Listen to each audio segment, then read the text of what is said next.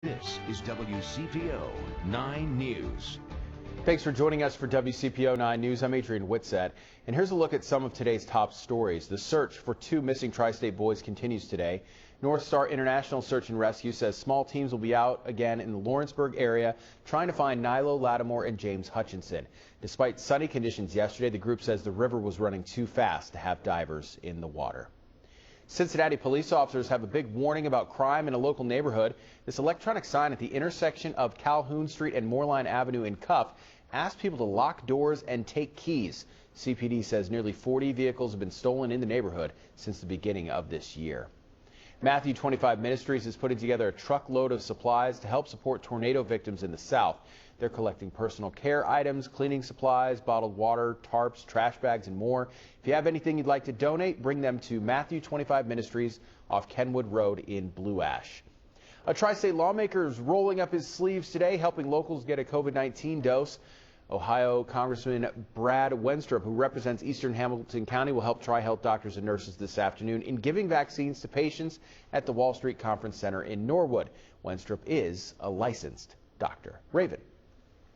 All right, everybody, we are looking at a much cooler day. Also, mostly cloudy skies for the rest of the day. We won't start clearing up until we get to tonight. Now, as far as winds go, well, it'll be about 20 to 25 miles per hour, gusts up to about 30 in some places. So it's going to be that kind of day. We'll drop down into the 30s for tonight. And then as we head towards the rest of your forecast, 50s for your Monday, sunshine. And then looking at some midweek rain, and for opening day, a little bit on the chillier side into the 40s. That's your forecast, everybody. Have a great Sunday. Rescue crews spent hours Saturday here at Grant Lake in Brown County trying to find two men. According to Brown County dispatchers, one man in a kayak tipped over in the lake and another man on shore jumped into the water to try and save him. Search and rescue crews were trying to find and save both of those men Saturday afternoon. The call came in around 4:15. Several departments were on scene, including the Ohio Department of Natural Resources and the Bethel Tate Fire Department. Mount Orab Fire and EMS led the search, and Loveland Water Search and Rescue actually pulled one of the men from Grant Lake. Rescue crews put that man into air care and flew him to UC Medical Center.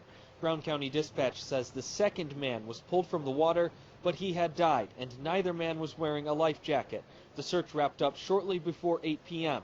From what first responders know right now, they say that man who went in and tried to help did not know the kayaker. He simply saw someone in trouble and jumped in to try and help out. First responders did not release the condition of the man who went to the hospital. We're still waiting to find out the identity of the man who died. Reporting at Grant Lake in Brown County, Josh Bazan, WCPO 9 News.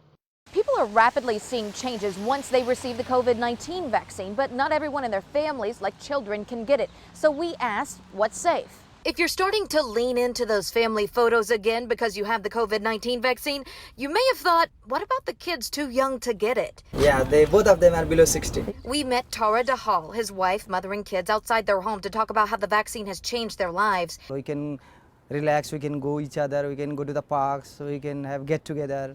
We'll be back to our normal life. And Hamilton County Public Health Commissioner Greg Kesterman says, generally speaking, that's safe for adults who are vaccinated. Grandma and grandpa can finally get back together with their children and grandchildren and hug and not wear masks. Kids are generally speaking less likely to transmit COVID as an adult or a teenager. There's a graph he gave me to help me understand what prevention methods you should take if you want to have a play date. If it's just your household and one other household, and at least one of those have been vaccinated, no mask or prevention methods needed, unless someone in the unvaccinated house is high risk.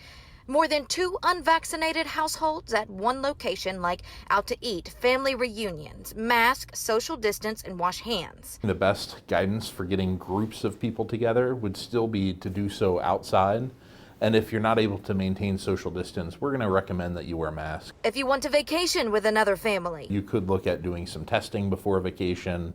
Each family really has to make a personal choice on what they're comfortable with. Some of you asked, what if your child is over 16 but does not want the vaccine? Or they do want it, and you don't want them to have it. Well, Hamilton County Public Health says kids need parental permission to get it, and parents have the power to stop their child from getting it. The DeHalls say that's not an issue for them. We feel very comfortable now. I have reported on how to navigate the vaccine registration process in Ohio. I'll put a link to that in the story on our website, WCPO.com. Reporting in College Hill, Courtney Francisco, WCPO 9 News.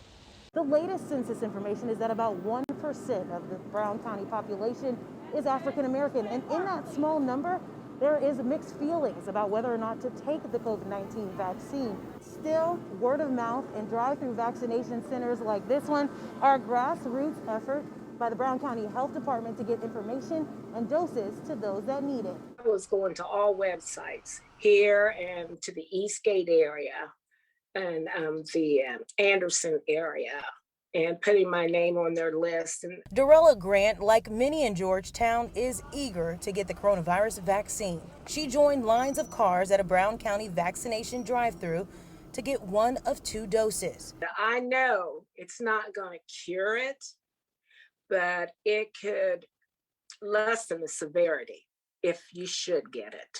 It's just like back in the day when you were coming up, you got the polio, you got the measles. But on her first attempt to get the vaccine, she was turned away because of a limited supply. Probably wasn't 2 days later, the health department called and asked me if I needed to still get a shot. Grant is not alone. The Brown County Health Department to date has given more than 6,000 vaccines to residents. Marjorie Pelt says it has been a grassroots effort to reach people who live out in the county. We don't have public transit. We don't have a hospital in our county. We rely heavily on our doctor's offices that are here. Pelt says her office has worked closely with the county's only weekly newspaper to get applications to residents who don't have access to printers. And when it comes to getting that info to the Black community, it has been about word of mouth. All of us here know people throughout the county because we're from here and we've been here. But not everyone in the county's Black community is on board with the vaccine. Gerald Alford pastors the First Baptist Church in Ripley, Ohio. He says his congregation, which largely includes elderly Black people, has shared mixed thoughts about the vaccine. Say, they're not taking it because of the Bill Gates situation, or some of them say that they're not going to take it because of the Miss Evers project. They were told they would be given one thing and all of a sudden, boom. My thing was, I just don't want to be 5 years from now, I hear a commercial. If you've taken this vaccine, please call the attorney office. He says it's the country's history of using Black Americans as guinea pigs that causes mistrust. Despite his doubts, Alford says the choice to get vaccinated is up to each person in his church. I tell them, don't, because I'm not taking it, don't you take it. Let that not be the reason you take it. My faith is what keeps me going. And just as it did with the children of Israel, I'm fine with it. In Brown County, Whitney Miller, WCPO 9 News. I'm real old, man. Ronald William jokes all the time, but at 65, he and fellow home health care worker Natalie Johnson. I missed my last year's birthday. I spent it in the house by myself, cooked my own dinner. This year, I want to be out somewhere, and I want somebody to cook for me. Have simple dreams the vaccine they almost skipped might bring to life. I was scared because of what they say the side effects are. We don't get the same type of health care as everybody else. One time I was in the hospital, couldn't even hardly stand, and every time I stood, I passed out, but I still got sent home. It's too much history of disparities. I've experienced it firsthand. I'm a veteran. I was a medical specialist in the Army. There's a particular hospital that I go to. I'm not going to make reference to the name. I went in with an elevated temp. The nurse communicated, she tried to minimize. Oh, that's not an elevated temp. I said, wait a minute, man. We have to find it in our hearts to step above. People are dying. I know probably 10 people who have passed. So I just was determined. I'm not going to let oppression stop me from taking care of my health. I'm just not going to do it. Initially, I was hesitant, but I stayed in tune. I did my research, consulted with people, professionals, got feedback, facts. Then I had to proceed and come in. The first location I came to, I was first in line that day. And I was there for like 2 hours, and long story short, they sent me home without it. They were all white. And I kept trying to be patient, but I felt some kind of way. I'm like, I told the lady I was first in line, and it's an hour later. Why am I still here? And she kept telling me they couldn't find my paperwork, they couldn't find my paperwork. I was hurt. I left there with tears in my eyes, like, they don't even want to vaccinate me and all of this is going on. But I'm not going to let fear stop me. I'm going to fight through whatever I had to fight through to get to the other side. Doors and room for both to get shots opened in Springdale. Right after getting second doses, this once skeptical pair left empowered and felt protected. Larry Seward, WCPO 9 News. Get ready for a wave of evictions in April. The national moratorium on evictions due to the pandemic expires March 31st, and some tri-state landlords are already kicking people out for non-payment. This is what Ayanna McClure found when she pulled up to her apartment in Avondale one day this past fall. Painters were taking everything out and putting in new locks. Because this is my apartment and they changed the locks. This healthcare aide tells me she lost a month of work over the summer and had fallen behind on her rent. So it was no way I could come up with like $2,000 or $3,000. Ayanna, who's now staying in a local women's shelter, says she was evicted despite the eviction moratorium. I guess like the first day that he could file the eviction, he did it. She's not alone. 3 days after Christmas, we found Amanda Barger and all her belongings tossed out of her rented mobile home in Cleves. I know this is a business and you gotta pay your own way, but they could have a little, kindness. The good news for renters behind on their payments, the national moratorium on evictions has been extended into the new year. The bad news, there are still many reasons why a landlord can still legally kick you out. Disturbing your neighbors, not maintaining, keeping the apartment clean, those sorts of lease violation or tenant violation duties. Nick DiNardo of Legal Aid says tenants need to know the eviction moratorium is not automatic. You must submit a CDC form available at the CDC or Legal Aid websites or your local library. The moratorium only applies to financial hardship. There are plenty of people who are being evicted right now. Among them, these two women. In both cases, their landlords told us there were other reasons besides late rent. With the moratoriums on evictions expiring, take that stimulus check or tax refund and make sure you pay your landlord first so you don't waste your money. I'm John Matteries, WCPO 9 News.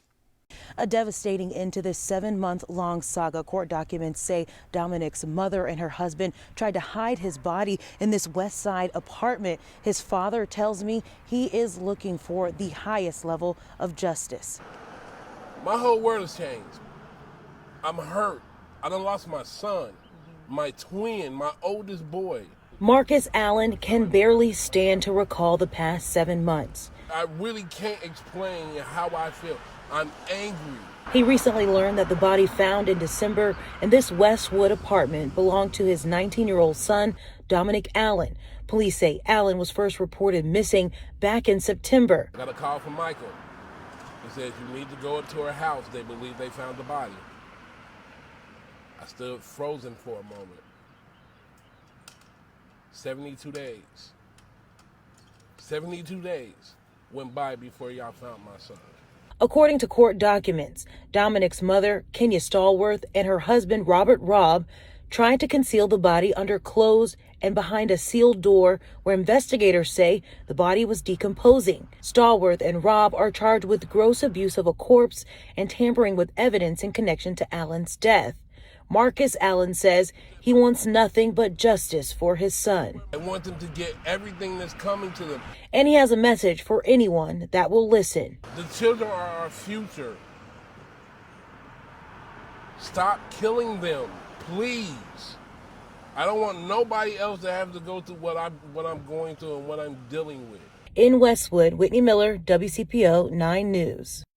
Paul Montgomery hopes his Pig Candy Barbecue, which will open March 26th in California, Ohio, both honors the neighborhood's history and builds towards a future he and his wife dreamed of years ago. My wife and I, or other half and I, Christina, she's also my business partner, kind of came up with the goal of opening our own place about 7 years ago. And then we stumbled upon this building 5 years ago, and it's been quite the process.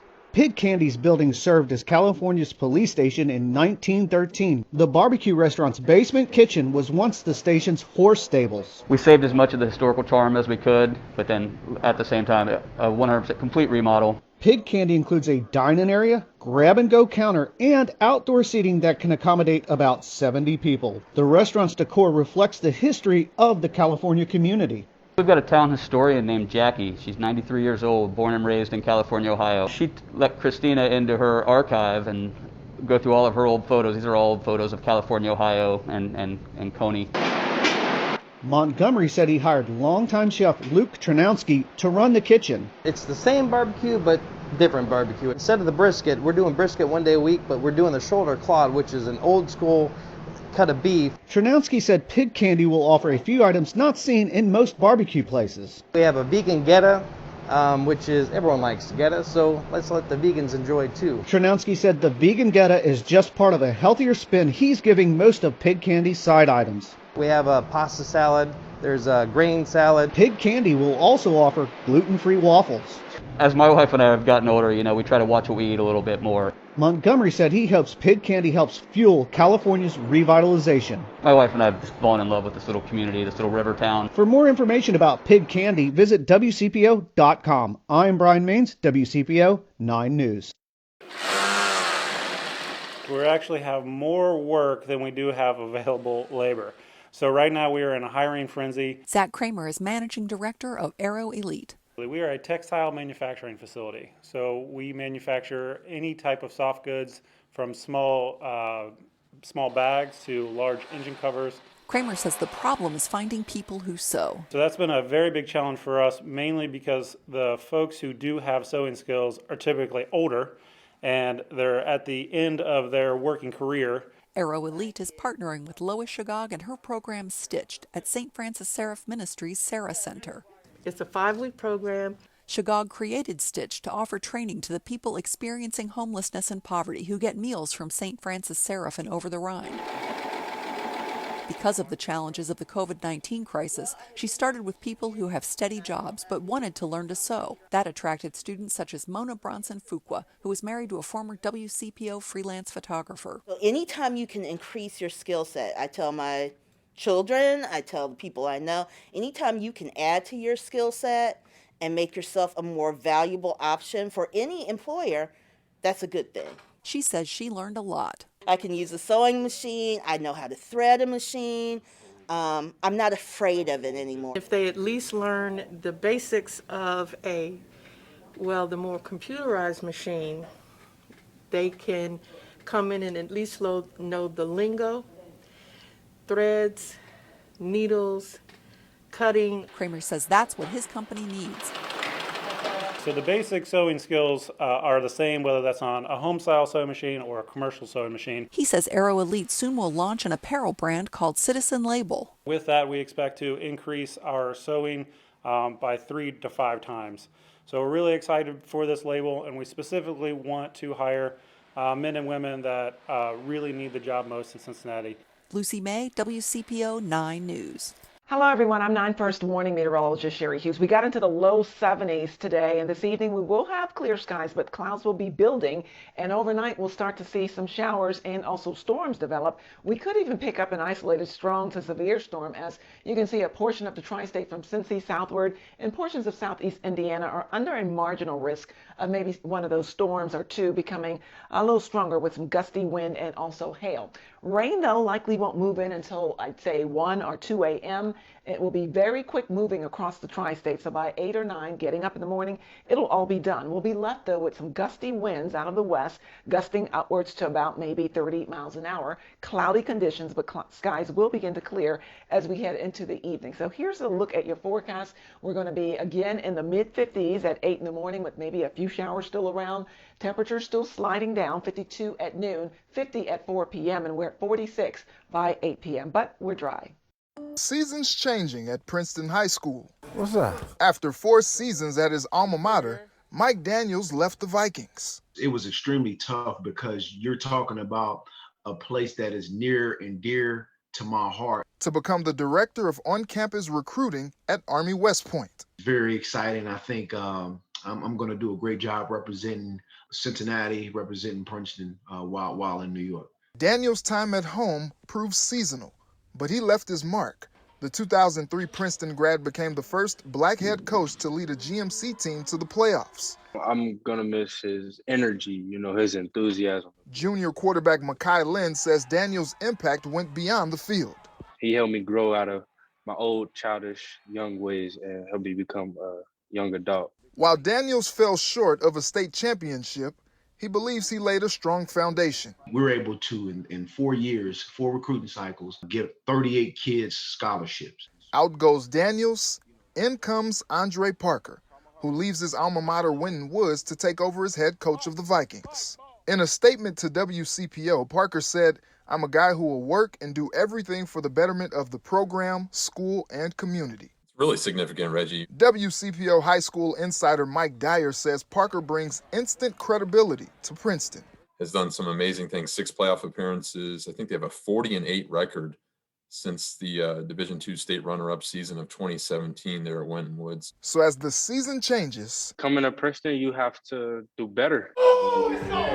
So does the temperature of the program. Reggie Wilson, WCPO 9 Sports. I'm Raven Richard. One man's trash is another man's treasure, but that's not the case for one East Price Hill woman. It was a simple Facebook post on Saturday afternoon to the group West Side Best Side. Angela Hessen asked if anyone could pick up the litter outside of her unit at the Senior Chateau in East Price Hill. She wrote, "My apartment is on the first floor and I'm growing tired of looking out my windows every day and seeing cigarette butts and Kroger bags covering the ground." She even offered to pay. Within minutes, the responses started pouring in. Some people offered to do it for free or organize groups to clean it up. One woman even offered to have her Girl Scout troop help out. And what makes this story even more meaningful, Angela has cancer. Her treatments today left her so sick and weak that she was no longer able to speak to me on camera. Come from that tree to this tree, and we met in the middle. Fourth floor resident Daniel Taylor decided to help. It was pretty bad. Yeah. You can notice where we didn't clean. Taylor didn't take any pictures, but he says picture this, then multiply it by a lot. Angela says 2 teenagers also stopped by to help, but she didn't catch their names. Well, I was coming here on a call, and I seen some young guys picking up paper and litter from the front of this building. Derek Hillman does maintenance at the complex and is also an East Price Hill resident. He says they clean up every day, but it's never enough. But we have to come out and clean these grounds every, 5 days a week. So if we get any kind of help, it's a blessing. Did a good deed. Through her window, Angela told me she's happy she can finally see the daffodil outside her window bloom. In East Price Hill, Raven Richard, WCPO 9 News.